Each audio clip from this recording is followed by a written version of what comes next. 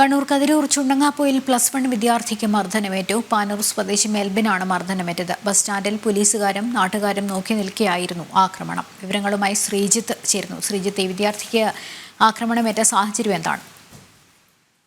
ലക്ഷ്മി, ഈ ആഴ്ച ഉണ്ടാകുന്ന മൂന്നാമത്തെ റാഗിംഗാണ് കണ്ണൂരിൽ ഇന്ന് അരങ്ങേറിയിരിക്കുന്നത്. ഇന്ന് 5 മണിയോടെയാണ് സംഭവം ഉണ്ടായത്. +1 വിദ്യാർത്ഥിക്ക് നേരെയാണ് റാഗിങ്ങും അതോടൊപ്പം തന്നെ ക്രൂരമായ മർദ്ദനവും ഉണ്ടായത്. കതിരൂർ ചുണ്ടങ്ങാപ്പൊയിൽ ഹയർ സെക്കൻഡറി സ്കൂളിലെ സ്കൂൾ വിദ്യാർത്ഥിക്ക് +1 വിദ്യാർത്ഥിക്കാണ് മർദ്ദനമേറ്റത്.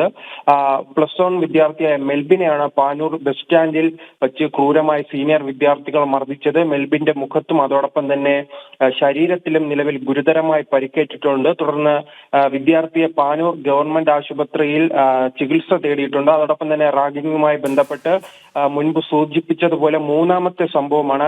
2 ദിവസം മുൻപ് കടവത്തൂരിലും സമാനമായ രീതിയിൽ 20-ലധികം കുട്ടികൾ സംഘടിച്ചെത്തി +1 വിദ്യാർത്ഥിയെ മർദ്ദിച്ചിരുന്നു. അതോടൊപ്പം തന്നെ തലശ്ശേരിയിൽ ഇന്നലെ ഇത്തരം ഒരു റാഗിംഗ് ക്ലാസ്സിൽ അരങ്ങേറുന്നതിനിടയിൽ അത് തടഞ്ഞ അധ്യാപികയെ തന്നെ വിദ്യാർത്ഥികൾ മർദ്ദിക്കുന്ന സാഹചര്യമുണ്ടായി. എന്തായാലും ഇന്നുണ്ടായ സംഭവം ബസ് സ്റ്റാൻഡിന് സമീപത്ത് ഈ പോലീസ് നോക്കി നിൽക്കുകയാണ്. പോലീസും നാട്ടുകാരും നോക്കി നിൽക്കുകയാണ് ഈ കുട്ടിക്ക് നേരെ ഇത്തരം ഒരു ആക്രമണം ഉണ്ടായത്.